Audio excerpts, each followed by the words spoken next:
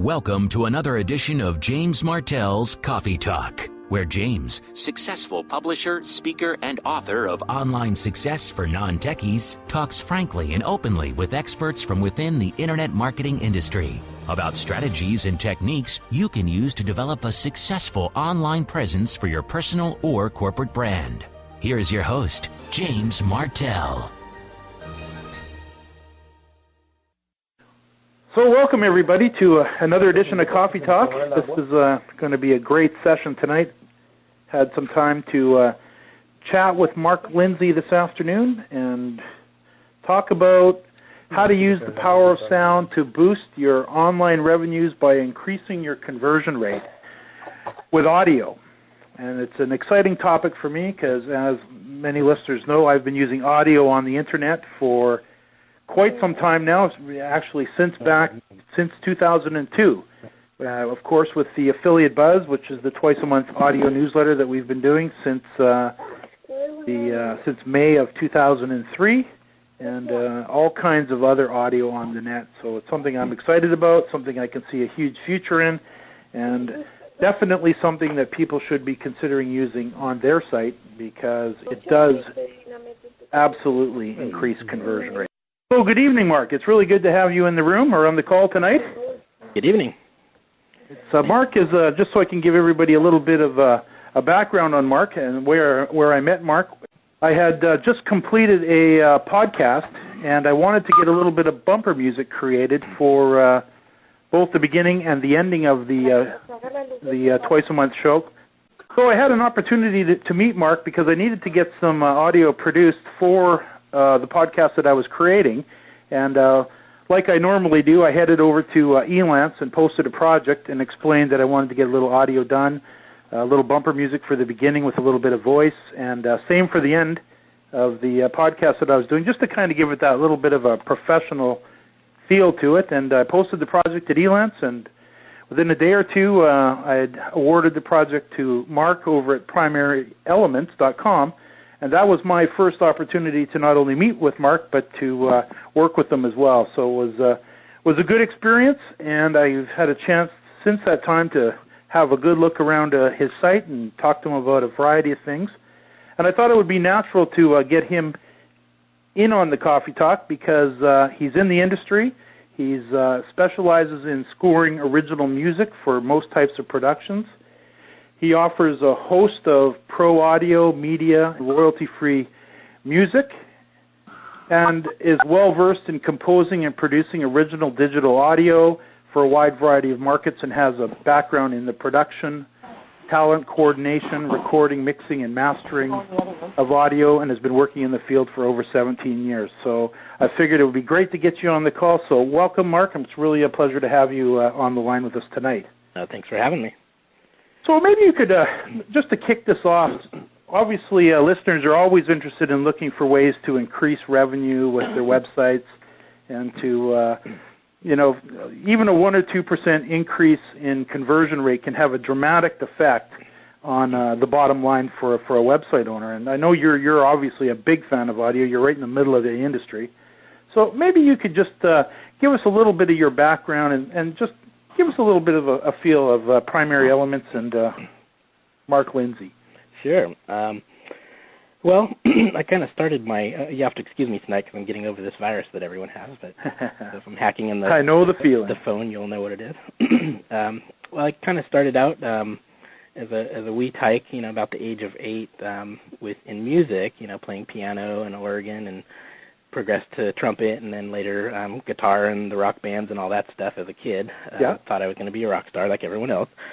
But early on, I guess it was around really the early 90s that I saw the potential of what could happen with digital audio and the internet, which really didn't exist much at that point. It was, BBSs and dial-up networking stuff. The olden days, as we call them. Exactly. So I was pretty active on, there was CompuServe and AOL back when it had, a few thousand people. Yes. And of course the bandwidth was not sufficient then to really get anything done. But I tried to put my little clips out there, and saw the potential, and really just been waiting for years for the internet to really come of age to start doing this stuff online. And it's finally here. So Primary Elements was really kind of a culmination of my, I had a kind of a computer background. I used to be a PC tech, and Primary Elements is really a culmination of my technical background and the music background. And primarily it's no pun intended. It's a music licensing site where we license music for producers, multimedia producers, flash producers, what have you, film and video. But the back end of it is, just providing general audio services. Back years ago, I did this, through a traditional studio where I'd have clients in, and I did it the old school way. But now with the internet, I, for lack of a better phrase, I pretty much work in my boxers 24/7. Yep. And you work in the comfort of your own home. Exactly. I've got a studio built in. The wife is gracious enough to let me take over the master bedroom and have that converted into a full studio. So, it works out nicely. It's very exciting to see. It's interesting. Most of the people that we work with these days seem to be working from home, whether it be Kelly Fowler, who's a freelance copywriter I use, to yourself and everybody in between. It's definitely the way of the future, this idea of the ability to set up shop and provide services to clients afar from home. For those people that are, a lot of people listening are obviously still working for a living, and this is a dream of theirs and something that they're all striving for, and many of them are actually doing that. So it's good to hear that you're in the same. Yeah, and I'm, in the past I've dabbled around with network marketing. I've been on and off the net, and I've had traditional jobs for the last 9 or 10 years. As of about a year ago, I actually was laid off from my day job, so that really kind of gave me a kick in the behind to step up the contract work, and yes, and that kind of that was really my starting point to really dig into internet marketing. I had kind of dabbled here and there, and always keep up on top of things and keep aware of what's going on, but I hadn't really applied my audio skills to that market. So it just kind of has been a natural progression now to try and utilize that for this industry. And it's nice to see that bandwidth is finally kept up, and now audio is absolutely a mainstay, and it's definitely growing. So I can see that you're definitely in the right place at the right time for this. So yeah, finally. I think your wait has been worth it. Finally, yeah. It's actually been a wait since about 1978 or 79. That's a while. There's a story behind that if you want to hear it. Okay, fire away. Well, it's kind of my claim to not being famous. As a wee tyke, I guess, I can't do the math that quick, but I guess I was probably 11 or 12 at the time.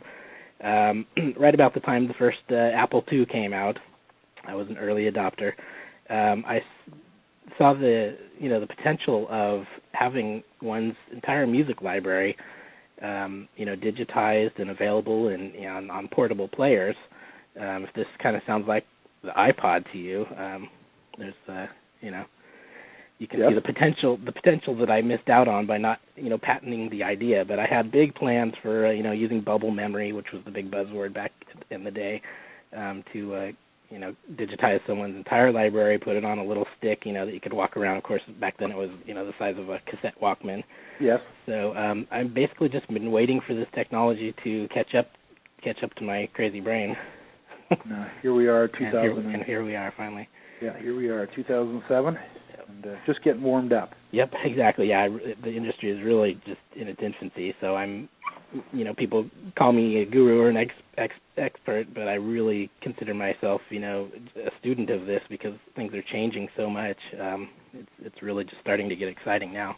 Absolutely. Well, I think tonight we should probably, cover off some topics for people, maybe in the area of why using audio on your site, maybe different uses for audio, hiring professional voice talent and production services, and also, of course, doing it yourself. Absolutely. Maybe a little bit about some of the equipment that might be needed to do this, and probably we can finish off the night, when we get close to wrapping it up. Maybe we'll finish it off with this, obviously, this boom in podcasting, which is something I'm always interested in. Oh, yes. But why don't we begin with some of the reasons that you feel audio is something people should consider for their website? Well, my goal is to not reinvent the wheel here. So, I like to cite other people that have done the studies and put the hard work in. But it's pretty much at this point a known fact that audio helps retain people on web pages. That audio, just having that like personal connection, really helps build trust in any kind of relationship, especially sales. And so it's just a natural thing. It's almost kind of a given once you grasp the concept that using audio is just going to work better than forcing people to read text who likes to read a bunch of stuff. Even though long sales copy is proven to work also. I think audio, if it's used correctly, can only enhance that. It can also turn people away, so it's important to use the right kind of audio at the right places and the right time. But it's just a really powerful medium. The same can be said to a degree with video, but there are a couple of reasons why that's kind of can work against against the goal by forcing people to sit and look at one place on the page when they could be actually looking closer down to your squeeze area or reading your sales copy. So audio is just a really great medium because it it engages another sense and doesn't take up the eyes. So it's kind of a double shot when you're trying to sell to people. Absolutely, I found it. It's a great way to build rapport with visitors coming in. I can't tell you how many times that I've been approached by people who've had a chance to listen to an audio just like this, and obviously this is audio that's going to be online. Mm-hmm. So this is just another example of audio, but I find it a really good way to introduce yourself through. Obviously we can talk about the uses for audio in a minute, but just generally, a way to build rapport, a way to build trust with your visitors. Absolutely. Have you heard of any studies? Obviously this whole idea of just hearing a person's voice. Have you heard anything about that? It would have to be an effective way to. Yeah, definitely. I mean, I don't have names I can cite off the top of my head, but I've done research on the subject, and there've been studies all the way down to the infant level. There's of course the famous Einstein study or the Mozart study. I'm sorry. Where they've basically proven that there's a calming effect, or there's benefits to creating the dendrites in your brain if you hear music or audio. So I know people have done these studies, and I really think it has to do with like you said, the trust factor. It really kind of breaks the sterile nature of the web. Of course, having a picture on your page is always a good thing, and when you connect that, that face with the voice, it just kind of triggers an instinctual trust factor, I guess. There's definitely some things going on, subconsciously that make that effective, and of course, the copy is important, but it's just kind of an intrinsic or instinctual thing that happens there. Absolutely. So this whole idea of audio, now let's maybe just shift gears a little bit. Let's talk about the different uses for audio. I know you were demoing me one of your tools, which we can talk about in a little bit, but just this idea of coming up with different ideas for audio on a website. It's probably an infinite topic, and I know listeners are generally pretty creative, and I know when it comes to creating content, and audio is just another form of content for a website, same rules apply. You want to capture the attention of the visitor. You want to provide good content, whether it's in text, audio, video. You want to serve their needs and all the usual marketing stuff. Exactly. But what maybe you could give some ideas to where you've seen audio being used. I could share a few as well. Yeah. Well, in the earlier days of the net, when people realized they could put, MIDI music files on their page, you'd go to all these poorly designed pages and just be hounded with music. So I remember those. Yeah, and nothing makes you click the back button quicker. Is that why MIDI was around? Because it played easier, wasn't a high bandwidth? Well, yeah. I mean, some of the early implementations happened to involve MIDI music, mostly through QuickTime, and there was another thing called a mod player that was kind of had embedded instruments and could play back, in a small little encapsulated file format. So of course now we have all kinds of better ways we can do that, and with bandwidth, we can just stream full bandwidth audio pretty much.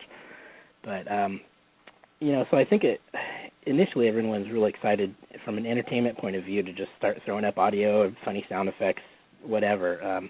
It's only been, I know people have been using audio for marketing for a while, but just recently in the last couple of years, it's really started to pick up, and I think probably fueled by some of those studies, that have really supported how powerful audio is with sales copy. But there's so many different uses, from informational, educational, entertainment, which doesn't really apply to us here. But at the same time, if you have, say, a newsletter series and you're kind of entertaining and informing at the same time, there might be applications there to have an option to have a little nice background music while they read, or also to listen to your newsletter in an audio format. So many ways you can use it. Just on that topic of an audio newsletter, I think it's a brilliant idea. Yeah, which is kind of, that kind of starts to border along with the topic of podcasting, which I know we'll talk about later. But there's so many ways to use audio now, either on a page or through this, through your podcast RSS feed. It's interesting, the number of newsletters I receive in a day is way beyond anything that I could possibly read, and I think most people are probably in the same boat. Yeah. Some I subscribed to, some I didn't, but I still seem to get them. But there's a few really good ones out there, and they're usually, they're text-based and they're interesting, and I can scan through them. One thing I don't see really enough of is a nice little audio newsletter. And I know I've been doing the Affiliate Buzz, which is, like I said earlier, twice-a-month audio newsletter. And it's really not that complicated to do, and it's amazing to me that more people are not, creating. I'm all for developing an email list and and everything that goes with that, but this idea of creating a newsletter in an audio file instead of a print medium is something that probably people should seriously consider. Yeah, absolutely, and that's where I've seen some examples of people doing that on the web, or they'll put together a specific page for each newsletter and direct people to that, and they'll have an audio version on there. But I think podcasting has kind of overshadowed that now. It's just so much more convenient to push. That's the great thing with podcasting is once you have subscribers, you can just push that newsletter to them anytime. You don't have to ask them to click anything. They just pop in their iPod and their iTunes downloads the latest issue automatically. So yeah, it's pretty cool technology. Yeah, and I think we'll get into that in good detail in a little bit here. I think one of the reasons that people may not do it, because I hear this all the time, especially when I'm interviewing. You didn't actually say it, but there's two things that I get from people when I set up a Coffee Talk interview. One, when I ask them for a picture, they always say, no, I hate my picture. And they always got to go scrambling around for some picture as if it was this big hard thing to do, as if they don't have any. Right. And so they don't like to see themselves in a photo. The other thing is they say, I can't stand listening to my own voice. Right. Well, I fall into both of those categories. No, I think, I think picked the wrong business, didn't I? It seems to be a human nature type of thing that people just don't like to see their own photo, and they don't like to hear their own voice. Which is the opposite of what all their customers and potential clients want, believe. Absolutely. So a nice photo. Absolutely, a nice photo of somebody with an audio that goes along with it, like you said earlier. I think it's a way to customize your website, and really, that little 1-2 punch can really set yourself apart really quickly from your competitive website. So it's I don't remember who it was that said this, but it was another really popular internet marketing guy mentioned that it's. A website never sells to anyone. You never buy from a website. You buy from the person that's running the website. So making that, it's all about relationships, and making that connection is really the key. People don't buy from people they don't trust. Absolutely. So to have those both on there on top of the sales copy, which, needs to be good, but it just kind of closes the deal, so to speak. Well, I think, another thing that people may stumble across, and I know I did early on, it's this whole idea. First of all, a lot of people are under the impression, even today still, that audio is very expensive to have produced. You need to get in professional voice talent. Right. And they'd be surprised how inexpensive that is. Yeah. That coupled with the fact that they probably haven't considered doing it themselves because they just don't know how simple and easy it is to do. Yeah, it's certainly a lot easier these days than it was, even just a couple of years ago. If you have a USB connection and even under $100 actually these days, but if you want to spend a little bit more, to get a little bit nicer gear, you'll see the results. It's pretty easy to get that going. It's really the part that kind of requires a little more experience, and it's definitely obtainable by anybody. Is the production after the fact, is editing what you've recorded and putting in music and what have you, and that's it's really not brain surgery. Absolutely. So anyone can learn to do that. It's some people are too busy or too successful or kind of in the middle, and prefer to have someone else do that does that as their sole gig. But it's definitely obtainable. Well, I know. I remember probably about a year ago I went surfing around the net, and we can probably talk about the tools and stuff to produce it. Mm-hmm. But I was finding very simple little MP3 players, MP3 recorders, that all I needed was my headset with a microphone. I could sit down and instantly record a 10-minute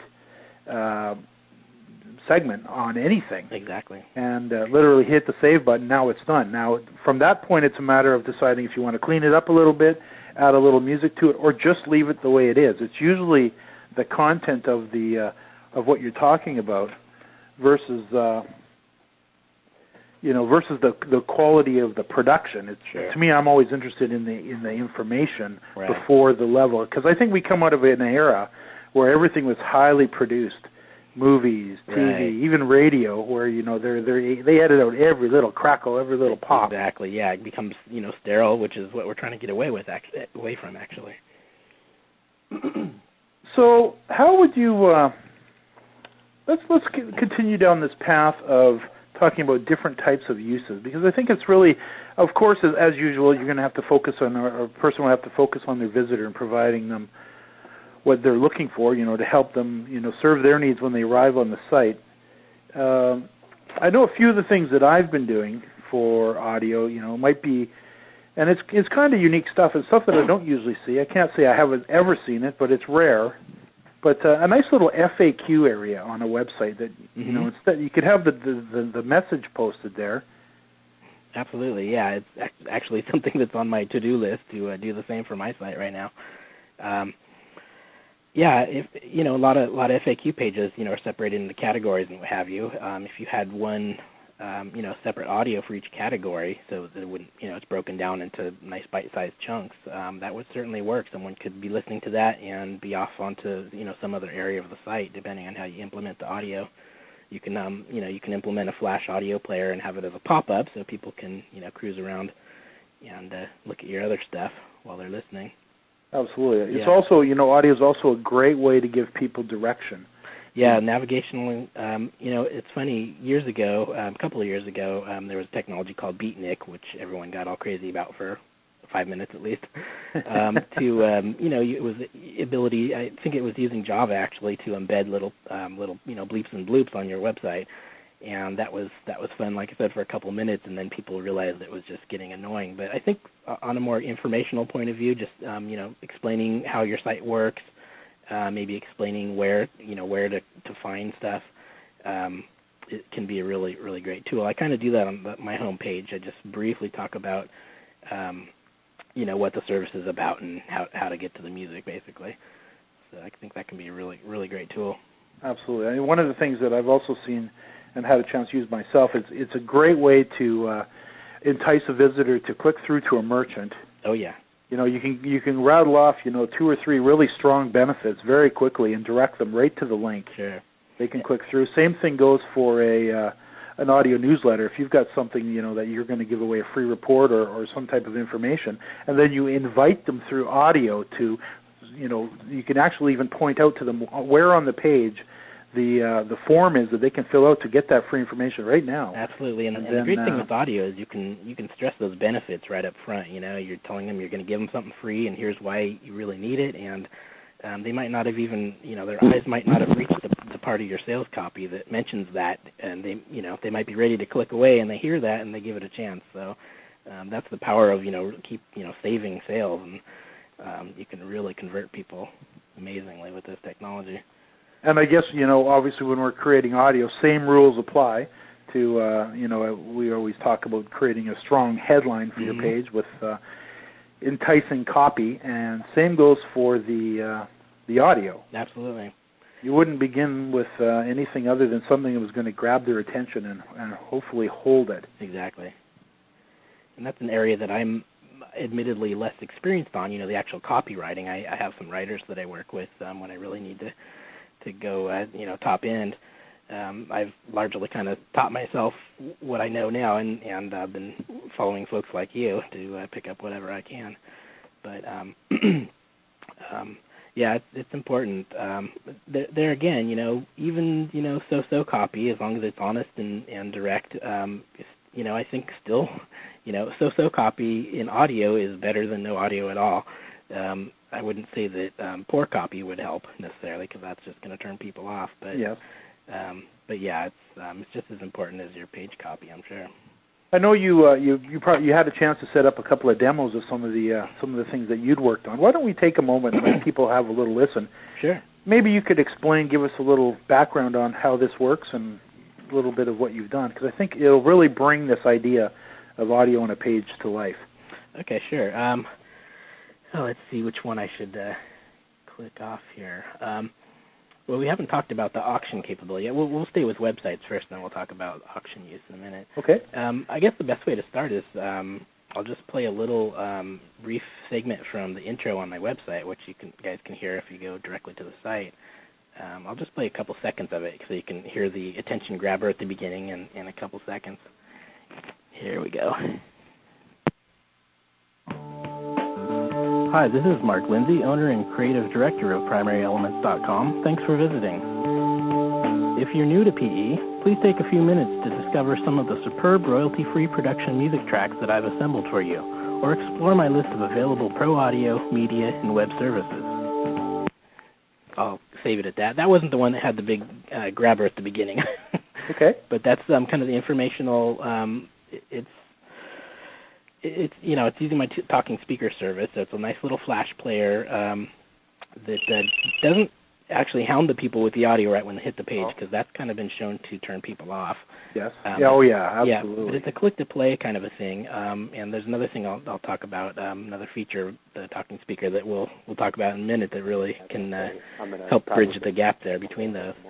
But it's just a kind of a real low-key introduction to the site that tells people how to get around and what the site's all about. So with this idea of not playing an audio the second somebody comes in, and we can kind of cover this off a little bit. I think everybody's probably experienced the old, you land on somebody's web page, your speakers are turned up, and they've got audio, and it basically knocks you out of your chair. Right. It goes along the lines, there's one thing, one of my standard rules is don't piss off your customers. Exactly. Never do that. Exactly. And I guess number two would be don't scare them to death with booming audio when they're not expecting it. Right, and don't knock them over the head with, super hype sales pitch right off the bat. It kind of goes back to the, what we talked about with the early MIDI tracks. You don't want to just hit some, and especially if there's no context to the content of your site. You don't just want to throw stuff at them for no reason. Absolutely. Okay, so now that was a nice little intro for your site. I know you played one for me today about a non-smoking ad. Right. And maybe you could explain this. I know you've got. We'll talk about the technology in a minute, but let's talk about the concept of how you. I think you came up with a word called tickler. Tickle play. Tickle play. So when they land on the page, they do get a little bit of audio. Exactly. But then it goes away, and it encourages them to continue, but it goes away. Right. So maybe why don't you cue that one up? Let people listen, because I think this is really a good example of what can be done. And I think people, once they hear it, they're going to say, wow, this could be really powerful on my own site. Absolutely. Well, I'll go ahead and play it first, and then we can talk about it. Here we go. Click the play button to find out about the 3 stop smoking products we are giving away free for you today. And that's it. It's as simple as it is.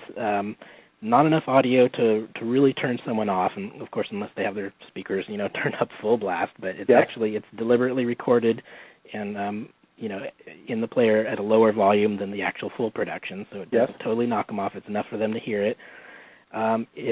It's really, I call it tickle play because it's just a little kind of a nudge, a little tickle to let them know, hey, there's something up here, there's some info. Right off the bat, it lets them know that they're giving away something free and to check it out. Really gives them the benefit. Yeah, really soft sell, nice little benefit, and of course the button for the thing is right down next to the squeeze page, or the squeeze. Would you mind playing that one more time? Sure.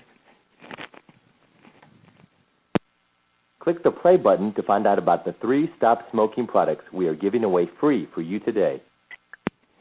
Yes, I like that. You know, it gives them a little bit of direction right off the bat, gets them interacting with the page. Exactly, and then there's part of this feature is the ability to actually have multiple tickles. So it sounds kind of funny talking about it that way, but on this particular player, a couple seconds after it loads, it plays the first tickle, and then about 30 or 40 seconds later, there's a second one, which is, you know, these can be anything, by the way. They can be totally customized. They can be funny. They can be humorous, which is, you know, using humor has been shown to be, you know, a great sales tactic. So I'll go ahead and play you the second one. It's pretty similar in this particular case, but it kind of uses a little stronger language, gets them to try and click. Here we go. Click play on the talking speaker player to hear how you can grab a free Stop Smoking gift package today. Same kind of message, uses a little more commanding language, you know, to click play. It's a little stronger. It grabs their attention. That comes in at about the 30-second mark, where if they're still on the page and haven't done anything, you know, there's a good chance they're going to be leaving soon. So, you know, that method versus, you know, an annoying pop-up jumping up on you. Exactly. You know, when you first land on the page. Have you ever had it happen where you start to read the sales copy and all of a sudden you get interrupted by a pop-up? Exactly. They've got your attention and then they blow you away. It's exactly. Exactly. Now you can utilize this technology on a pop-up. I really, you know, I hate pop-ups. I pop-unders I don't mind, and this is a great place to have a pop-under with a short little message, you know, hey, before you leave, you know, check out this free offer we've got for you. That's right. And that could actually be a full autoplay at that point, although I'd still think that it'd be better just to have the prompt and let them decide if they want to hear the whole message. Absolutely. So it's really that little demonstration too would be a dynamite way to increase newsletter signups. Oh, absolutely, yeah. So and just if you're going to give them a free report, you can mention the benefits of it, and you can tell them where to click and what to do. Exactly. Just to be able to point out where the sign up is, you know, even with your little squeeze form right there on the side, some people just don't get it. You know, they don't see it. So just to be able to, you know, tell someone, hey, check out the free offer in the sidebar. Absolutely. You know, just by hearing that, even if they're not listening to it, that stuff registers. You know, brain is so powerful, and there's been studies about that. You know, people will perceive things even if they're not, you know, really listening to what it's saying. So it's powerful. So let's talk about some of the technical aspects of it. We'll come back and talk a few more uses and then maybe another demo or two if you have one. Mm-hmm. But let's talk about for maybe brand new people who have never used audio on their website. You know, simple questions like where do the files reside, or how do you put the audio on the page? What are the different options for doing that type of thing? Yeah, there's you know, fortunately now there are a lot of different ways to go. You know, probably the most common method to put audio up, you'll see that people will just take an MP3 file. Which is just stored, you know, anywhere in their web area. Can be right at the top level, or it can be under a subfolder, you know, called media or whatever. And they just link to that directly on their page. So it simply becomes a file path on your server. Exactly. It's a file path, and usually, you know, clicking on that then as a link will pop up in a new window, usually a window with, you know, a big giant, you know, QuickTime player bar or whatever, you know, if they're on, depending on what they have installed. And that's the problem with using MP3 is that there's just really no control over the user experience. It works, you know, they'll hear the audio, but it's just, you know, it takes them off the page unless you link it as a pop-up or link it in a new window or something like that. But then there's also, you know, that covers up your sales copy again, not the ideal situation. Absolutely. So, you know, there are other methods there. You can use, you know, Windows Media Player, and that will actually launch, you know, the separate Windows player. But that takes you away from your browser, so there are some problems with that. So really, the thing that people are using these days, and to really, you know, have things gel with the site, is to have an embedded player. That again can be QuickTime or Windows or Flash. I've chosen to usually go with Flash players for all the audio I work with, because it just offers so much control and features like this tickle play that we've been talking about. So. And that's a service that you've developed yourself. Yeah, and it's, you know, it's not a whole lot more complicated than a file, but you know, there is a process to actually build the Flash players. So that is, that's another technology going on there that's usually over the head of, the general user. So it's some, there are services out there. There's some automated services that many of us have used before, the audio generator and stuff like that. Which, audio generator, I've used them quite. Yeah, I mean often. That's a great service. And for certain types of uses, that's all you need, and that works great. It's a subscription-based service. For people that just maybe want to start with one sales page, and they don't necessarily want to pay monthly for the thing until they see if it works. Yes. It often is more economical, actually, and pays for itself in a couple months to spend a little bit more on a more professional production that sounds better, maybe has music, and then they own the player. They can use it there forever. So I would imagine, I know with audio generator, it's simply they give you a little piece of code. So you go and you record the message, you record the audio, whatever you're gonna use for the audio. Right. And then you just click through, and they give you a little piece of code that you just embed in the HTML area of your site. Right. Well, I would imagine your service would work similar to that. It's very similar, yeah. The only difference is that we offer a customized production. So we acquire the audio by several different means, and the service is actually just kind of coming together now. This latest talking speaker service. So we're still trying to roll out some of that stuff, but. Be it over the, an 800 line or through Skype, or if someone records their own audio and sends it to us, or we, commission a pro voiceover talent to record their audio, eventually it gets embedded in the Flash player, and it just becomes another little chunk of code, just like the audio generator code. So the end result is basically the same, but then they have a nice player that's that sits there, and it is also a file. The player file does need to reside on their on their server. We also offer a hosting option for people that just don't even want to get close to, dropping files into their server. Right. So. Well, no. So just for new listeners, let me just kind of give them a little heads up. So yeah. An MP3 audio file is simply a file that you would put, just like you'd upload a web page, you would upload that. Yep. Maybe set up a little folder in your server called audio. Sure. And within that, you would name the file of the audio you just created. .mp3. Yep, that's it. And then your file path to that audio would be simply your website address, like affiliatemarketersbootcamp.com /audio / whatever the file name .mp3. Yeah, and that'll create that would be a text link, or unless you link it to an image. Like I said, that'll open in a new page, or it'll refresh the page. So it's not the most ideal way, but it's definitely a quick and dirty way to get audio up on your page.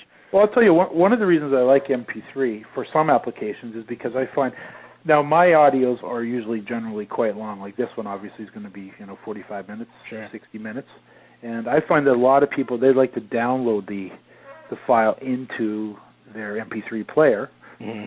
So they can burn it to CDs, so they can listen to it in the car and that type of thing, and that's a really good option for people. Absolutely. The Flash version that we're talking about, which is a service like Audio Generator or your service at Primary Elements, is actually a lot simpler to work with.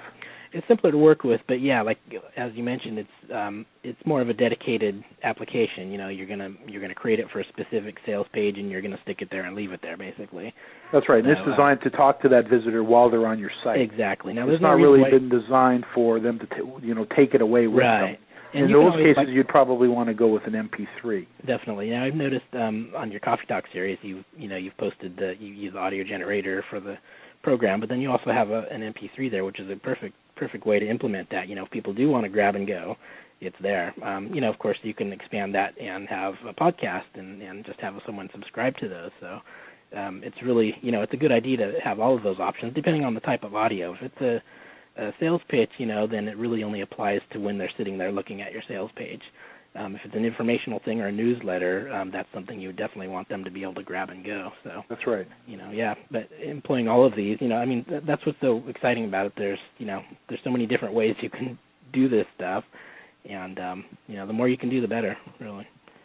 What about things like music? Obviously, you come from a world you've developed music, and you've been offering that service by the sounds of things for years. Mm-hmm. So for somebody that may be a little new to this, where do you get the music, or how does the music become a part of this? Well, honestly, I haven't heard people use a whole lot of music yet, and I'm not sure why, because that's again, just like audio alone, it's been proven that, having a nice slick production with a little bit of music can really enhance the experience. You start to get into an odd area where, you have to be careful of your music choice, because you can put some really nasty stuff on there and it'll turn people off immediately. Yes. So you definitely have to make some appropriate selections, and that's where, hiring a pro comes in. They'll be able to help guide you and, direct you to the proper kind of music. But, music is really an odd space right now because of the iPod and, MP3s specifically. A lot of people think they can just take whatever music they want and slap it on their webpage or slap it on their podcast or whatever and just roll with it. But, people own that music. Someone, spent, blood, sweat, and tears to create that audio at some point. So what we have is what we call royalty-free music. Sometimes it's called buyout music. And it's basically, there's services like Primary Elements. There are a ton of them out there now, actually, where you can go and you can pay a nominal fee that's actually really affordable these days to license the track. So you don't own it like you do when you buy a CD or something like that. You license the usage of that track for a specific use or for multiple uses. And it's really quite affordable, and then you're totally clear and everybody's happy, everyone's been paid, and it's it's really the right way to go. So typically now, Audio Generator, I know what they cost. They're $29.95 a month. Mm-hmm. That's like you said, they're a subscription-based service, and right. you pay for them monthly. With your service, you've packaged it up a little bit differently, and you've got a different audio. You've got a bunch of features that they don't have. Right. Maybe you could at first explain what's the differences between the two services, and then talk a little bit about the cost. Sure. Well, one of the biggest features I like to stress is the the customization of the player. Audio Generator, they offer a handful of different colors of the players and stuff, and you can pick if you want a pause button or not, yep, what have you. But that's about where the customization ends. With our player, because it is kind of more of a one-time production, so there's it's a little higher initial cost, but you end up with a custom-produced spot, where we edit the thing and mix it and make it all pretty. Not too pretty, like we're going back to our earlier conversation. We don't want it to sound like sterile, but the strong points are really that we can do just about anything we want with this player, like the tickle play feature as far as the playback. We can put someone's headshot on the player instead of our little gold guy that we have animating on there. Yes. We can change there's some text on our player that says talking speaker. We can change that to be the name. It can say Coffee Talk. That can link to another place in their site. That can actually link to a page where you're going to offer your free item or whatever. Or it can link back to us, and it can actually be an affiliate link, because we have an affiliate program based around this. So a lot of people, when they go in at the low level, which is our introductory service that we've got now, is as cheap as like $37, and that's using your own recorded audio that we put together for you. Yes. For free, basically, if you want to sign up through the affiliate program, instead of just sending that traffic back to our the talking speaker page, you can actually be setting cookies, and then you're in business. So. Terrific. So what they would do, so when you say this, they would record the audio, or I would record the audio on my own PC mm-hmm. as an MP3. So I'd have my headset and my microphone on. Right. Just like we do when we get in the conference room. Mm-hmm. And then I have a little player online, and there's all kinds of MP3 recorders around now. Exactly. So if somebody does a search for an MP3 recorder, they'll find something like, I was looking over at Abyss Media, and they've got it's called iSound, WMA. Okay. And it's a pretty cool little recorder, one that I've used, and you can record MP3s. And so you literally just, hit the record button with your headset on, and now you can do the recording, and you can delete it, and you can practice, and you can do it over and over again until you're happy with it. And then you save it, and so this is the file that you would send to yourself. Exactly. And then you would work from there. And when you receive this file, what would you do with it? Well, and let me also say that we're still kind of laying out all the acquisition formats, but we plan on having an 800 number that people can call, which is kind of like how Audio Generator works. Yeah. Or they can record it on their own. We're going to have an information section teaching people how to set up their own little recording rig if they actually want to get a higher quality microphone and a little sound input. Okay. To increase the quality. But cool. But yeah, once they have the file, they send it to us. We take that file, and if it is an MP3 format. We'll convert that up to a full res format, which is equivalent of a full CD quality format. We'll edit out any of the ums and ahs, and in general, just edit the thing down so it's a nice, clean version. We'll do any kind of noise reduction to reduce hiss and what have you. Try and reduce the baby crying in the background in between words if we can. Yes. We can't totally create magic here, but there's quite a bit that can be done to the audio to clean it up and give it a nice polish and EQing to make it sound like it was recorded on a better microphone than it really was. Right. So there's, a lot of people think, well, I don't want to record on my own because it's going to sound like that, cruddy little MP3. But there's quite a bit we can do to actually make that sound better. So with this $37 preliminary order or introductory order, it also allows the option to send us a music track. So that puts the onus on the customer, to find a music track or, license it on their own and send it to us. They might have a piece of music they made on their own, who knows, or a friend is giving them the rights to use it. So, a lot of people have that already wired, or they might have licensed something in the past and already have it. Okay. So we'll go ahead and drop that in with them and in the production and make it all sound pretty, and they get their player back that they just need to drop into their directory and add the code to their page, and they're good to go. So once they're done, so is this the piece of code that you send back? This is obviously, when you say directory, in their FTP, in their web directory where they store their web files. Okay. Yeah. So they'd upload it to their server. Yeah, and we also offer hosting. So if people don't want to do that, there's a really cheap offer, so that they could basically just add the code, and we would handle the hosting. So then it would be just a simple matter of them dropping their code only on their page, and then we would be done. Exactly.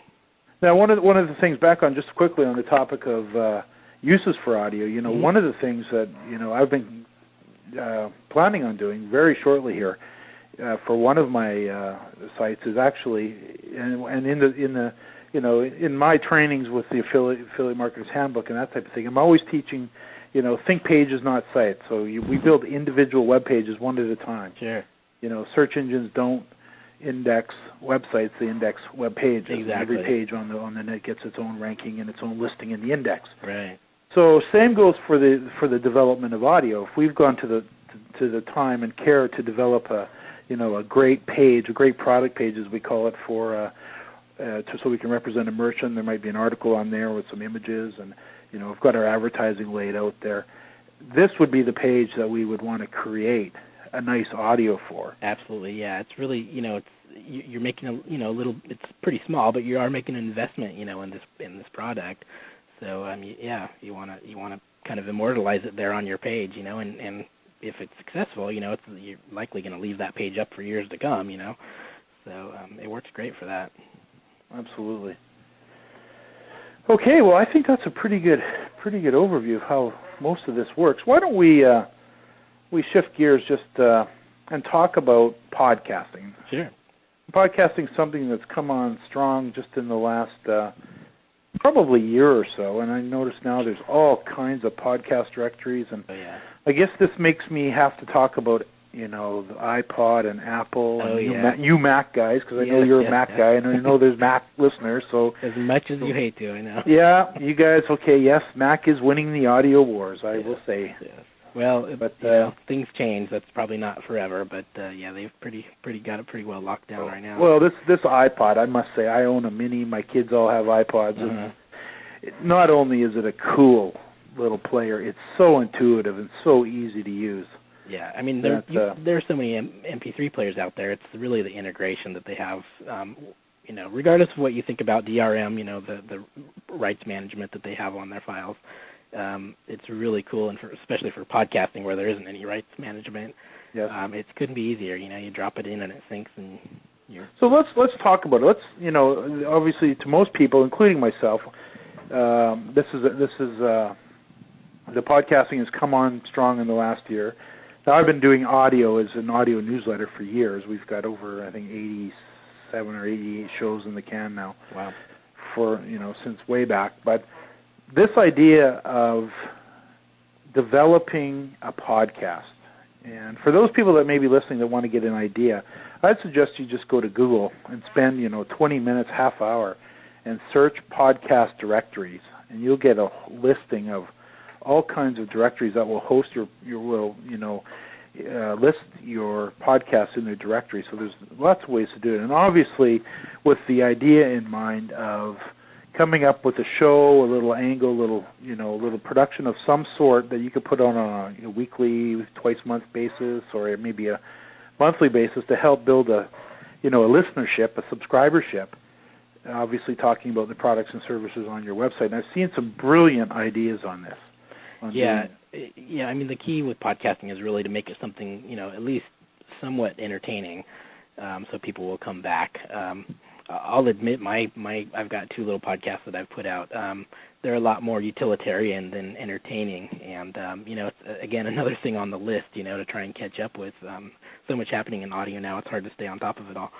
But yeah, coming up with some kind of a nice little twist, some fun stuff, little tidbits, or guests, like you're doing with Coffee Talk, on a regular basis, and a really consistent basis. Because people will actually, they've done studies and they find that people actually wait. If you come out every third Thursday of the month, people are really actually waiting and looking forward to that coming out. So it's good to stay on schedule and deliver. And one of the things I've noticed with the podcast, and I spend a lot of time in the podcast directories, and I do listen to quite a number of them. Mm-hmm. I get people are probably thinking, well, they're these slick productions, and some of them are. Yeah. But I'll tell you what, there's a lot of them in here too that are just, somebody's got a headset and a microphone. Oh yeah. And they're basically giving their tips of the day. Or there's one I listened to, the Amateur Traveler. Yeah. He's a riot. So as far as coming up with different ideas, head over to the podcast directories and have a look around, see what other people are doing, subscribe to some. Absolutely. And I think people would be stunned and amazed at not only how interesting some of these people are, and everybody's interesting to somebody. Exactly. You come up with a little format, and as we're working through our websites and we're developing content for them. If you can, one thing we were always, it's always a challenge as to what are we going to say, what's it going to be about, how long is it going to be. All the usual stuff, and of course that's up to the person that's developing it, designing it. Absolutely. But going in and having a listen to what a lot of people are doing already is a great way to kind of bring a person up to speed on the development of it. Now, let's talk about just briefly how a podcast would work from a technical point of view, because it sounds complicated. Yeah, it sounds. And it's kind of an esoteric thing unless you've already played around with it. And once you get into it, it's really not a whole lot more complicated than what you described earlier as far as recording your own audio. You do, to put together a decent sounding podcast, you generally do need a decent microphone. You can use a headset microphone. You need some kind of software that can record, a track or a couple tracks if you have multiple people at the same time.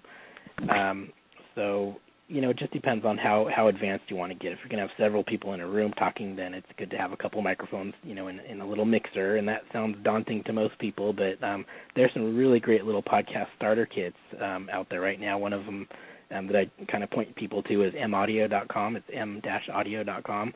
Okay. And they make all kinds of little audio gadgets, and they actually were bought out by Pro Tools, which is owned by Avid. If anyone is into video editing and stuff, they're a huge company and they kind of rule the audio world. So they're backed by a lot of experience, and they have a great little starter kit that's just a basic microphone and a little interface, and that kind of gets you to a semi-pro level as far as the quality that you can achieve with the recording. Gets you the software that you can use to actually do some editing, because it is a little more complicated than just recording a straight message. It doesn't have to be. But there's, a little bit of planning goes a long way, to kind of structure your topics and figure out, if you're going to have intro music or outro music, or if you're going to play anything in the middle of the podcast, and if it's going to be live or you're going to do it, just record tracks and then totally edit it after the fact. So, a little bit of planning that is required. But, that's in essence it as far as the production of it. You just record what you want and chop it up and, make it sound good. And again, you end up with an MP3 file ready to post. So that's for, that would be kind of for the do-it-yourselfers, and I know a lot of us are that. Sure. For those people that, wanted to maybe employ services of your company, that what they would do is, same idea, record the audio, mm-hmm. and then package it up in an email and attach it to an email and send it off to you? Yeah, I mean, like we talked about before, a podcast can be any number of things. It can be silly, entertaining, or it can be kind of, more of a newsletter type of thing, which it works really good for that, relating to what we're talking about tonight with internet marketing. And so, it doesn't have to, the content doesn't have to be more complicated than just a single voice, or you might actually have someone on a call that you record, or just two people, sharing a microphone talking about the newsletter. And yeah, you send the audio file. A company like mine, can create like a custom music bumper, intro and outro that kind of gives the podcast its own theme, which is really important. So it's something recognizable on. If anyone's ever been on iTunes, sifting through, listening to the previews of the podcast, you get to hear I think it's, 30 seconds or a minute of it or something like that. You can, whatever you hear in the beginning kind of becomes the trademark of the podcast. So if you have the same piece of music that you use or something wacky in the beginning every time, that will really kind of build the brand of your podcast, so it becomes recognizable. You can take it to the nth degree if you want sound effects, if you want, other elements dropped into the production. It's just really, it's endless. It's like basically like producing for a radio show, and that can, get as complicated as you want it to go. Or as simple as you want. Or exactly, yeah. I mean, it can sound daunting, but it doesn't have to be really complicated. It can be a single voice and maybe a little music bumper on a regular basis. That's it.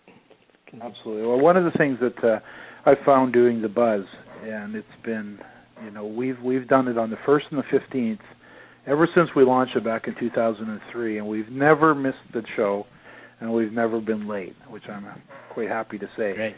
But it is a commitment. I mean, It's one of those things, like you mentioned, it's people do rely on it. They do wait for it. So, absolutely. And I should also say that, it doesn't have to be a regular thing. It depends on how you want to use it. Just as kind of a good way to get into the realm of the podcasting and get on the list. Just having one podcast is better than having, than not having a podcast at all.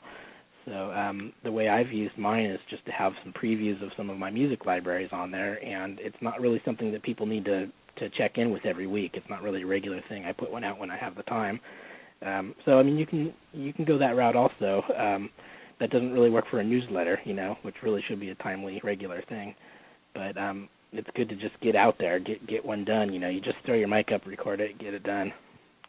Well, there's another nice benefit for developing a podcast because there are such a number of podcast directories that you can now list your show in.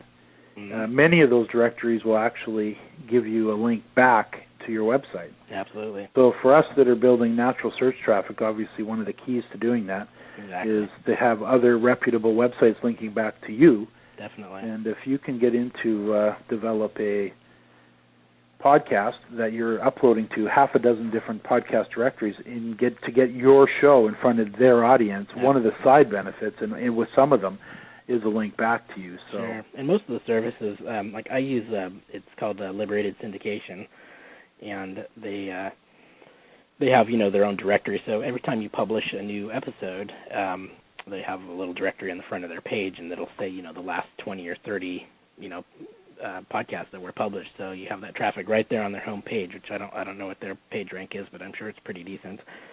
So and then it goes into their permanent directory. So people, and they have a search right on their front page. So people will find you that way. What was the name of that? It's called Liberated Syndication. I think they're libsyn.com, libsyn.com.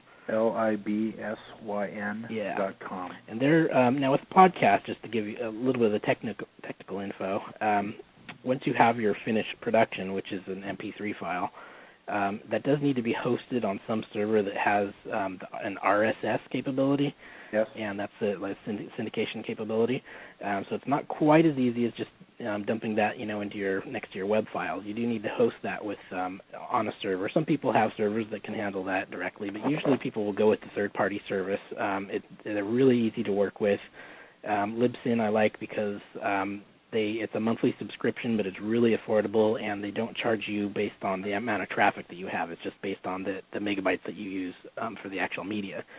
So if you have a podcast that gets really popular, you don't have to take it in the Yeah, you don't have to get killed with bandwidth expenses. Exactly. So, and it's really, I think it's like $5 for 100 megabytes a month, and you can refresh that 100 megabytes every month. So, and then they go scale up from there. Terrific. One of the with a podcast with a syndicated, which means that podcast can be pushed out over other websites as well. Exactly. One of the things that listeners probably want to do a little check on, just to show how powerful this type of strategy is for just building pure information or interest in your website, is if some people would know I interviewed Linda Woods from Partner Centric some time ago, and this application can be done with any topic. So it's just a matter of coming up with an interesting podcast, interesting audio file, which is really all we're talking about here. Exactly. And a way of delivering it so other people could be interested in it. But if you go to Google and you type in quotes, James Martell, and then beside it type in Linda Woods, also in quotes, and you hit enter, you'll see that there's, I don't know how many pages that have materialized all of a sudden based around that one interview that I did on the net. So this idea of creating content, an audio formatted content that you can push out into these directories where you're talking about, you may have a website around fishing. You may be fishing products. So it wouldn't be hard to come up with a topic, based on that. Absolutely. Well, another good technique that I've seen a couple of people using but surprisingly haven't really caught on yet is a lot of internet marketing people, their first thing they want to do is put together an ebook. Yep. And, there are plenty of people out there teaching people how to make ebooks. Pretty easy, actually. So what you do is you just record, a couple of little juicy bits of the ebook. Don't give it all away. Just record, the first page and get people interested. Put that out as a podcast. Maybe you have a series of ebooks, put those out every month, and that just will drive people directly to your site and where, they're going to want to hear more. And, you're happy to take their money to give them the rest of it. Absolutely. Great little technique. Yeah. I just did a little search myself for James Martell in quotes and then Linda Woods in quotes beside it. And 467 pages talking about that show. Yeah, it's almost, it's not viral because these are actual, search engines that are, syndicated feeds that are linked together, but it has a viral effect in that it's, once you put it out, like if you, sign up with Libsyn and drop your podcast in there, it doesn't, they actually have a service where they'll shoot out a message to Yahoo and, all these other big high-profile sites. They automatically have iTunes integration, so you're right up on iTunes within a day. That's powerful because we're talking millions and millions of people that are scanning through that stuff. Absolutely. So if somebody was to sit down and really come up with, and a show doesn't have to be that long. It might be only 10 minutes. Sure. Oh, yeah. And it might be right off the cuff. It might be on something that's going on in you're focused on. Exactly. So it really doesn't have to be a complicated thing. And if you consider that you can also make this your audio newsletter and push it out to your list, you can actually do two things with one. You can send it out as a podcast for the general planet. If you're building a newsletter list and you've decided to go audio versus text-based, which I think is a brilliant idea and something that most, they're rare, especially when compared to a print version newsletter. Definitely. And you push that out, you can do a piece of audio, 10, 15 minutes in length, package it up, make it sound good, put a little bumper music on it, front and back like you mentioned. Yep. Maybe clean it up a little bit and do it once a month and keep sending that audio out to your newsletter list and as a podcast and watch it spread. And you're going to find new viewers. The traditional way, is everyone does the AdWords route, which, you got to do, I guess, if you're serious. And there are other techniques, using natural search. But, sure. This is free. I think it's free. It's free for the users. It's, you might have a very minimal expense, if you want to buy a microphone or to pony up for the software, initially if you want to do something a little more advanced. But virtually, it's free to post. It's, maybe like I said, for the, the syndication service.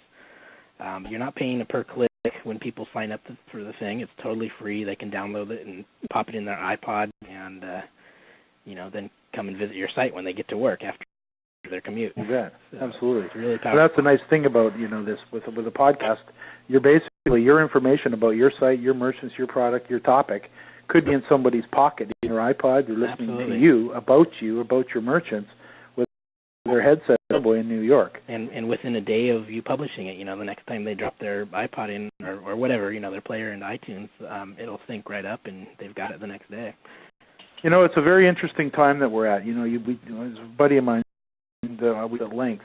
In the old days, if you wanted to broadcast audio, you needed to own a radio station or become a DJ. Exactly. And you needed to go, and you were licensed, and you were limited to what you could actually produce.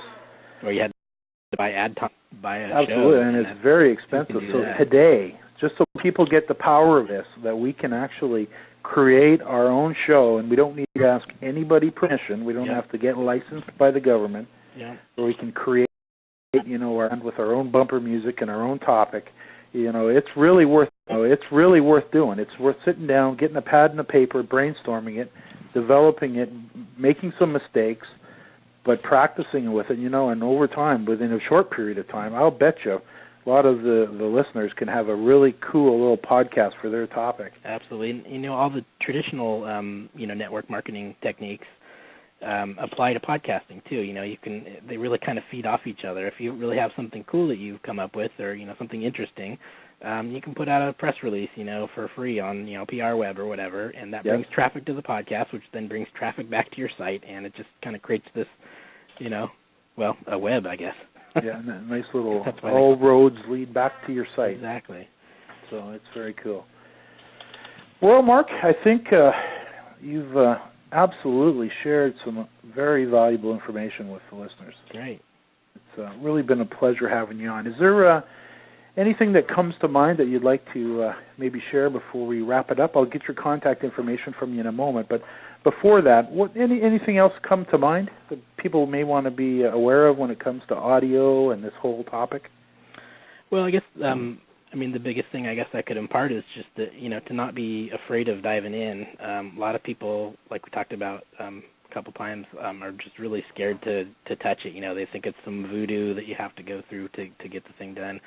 And, there are always little pitfalls here and there, but really it's with the Internet and the equipment that we've got now, the digital gear and the power of computing, it's really all come to a head now and is really affordable and possible, So my advice would just be to dive in. You can spend time doing the research, but it's pretty much a given now that audio does work. And if you're just kind of smart about how you implement it and and the content that you're using, it really can help your sales. Especially for someone starting out. You want to use every technique that you can to make your sales page work.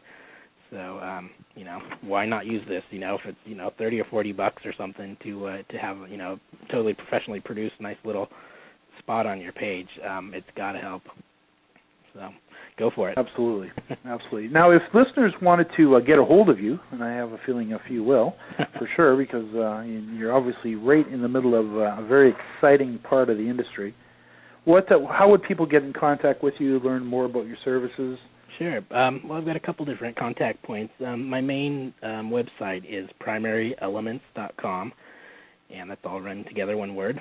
And I actually kind of run everything from that main company. I do have the Talking Speaker service, which I have a separate domain for, is actually still hosted on the primaryelements.com site. Okay. But you can go to talkingspeaker.com, and that will redirect to the page on the site. Again, that's done for search reasons.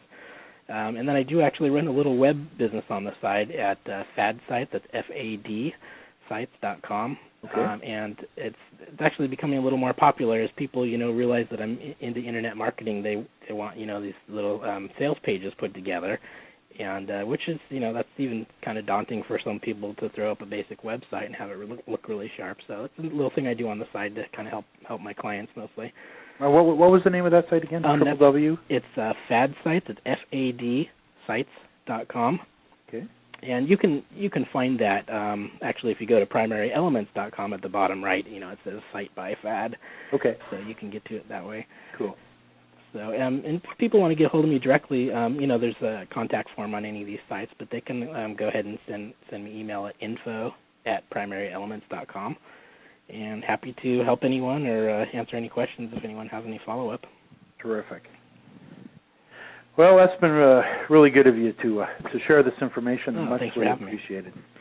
Thanks for having me. So, for those who are listening to this as a recording, I wish you well. Thank you for taking some time. For those who are with us live this evening, I'll meet you, both Mark and I will meet you back in the conference room, in the online conference room, for a live Q&A. And for those interested in learning more about this live Q&A in our online members area, you can visit us at affiliatemarketersbootcamp.com.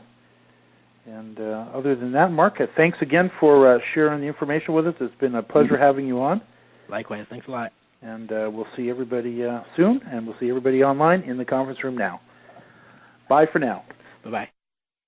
To learn more about James Martell, the School of Internet Marketing, and how you or someone on your staff can quickly and easily learn how to develop a successful online presence for your personal or corporate brand, visit theschoolofinternetmarketing.com. That's www.theschoolofinternetmarketing.com.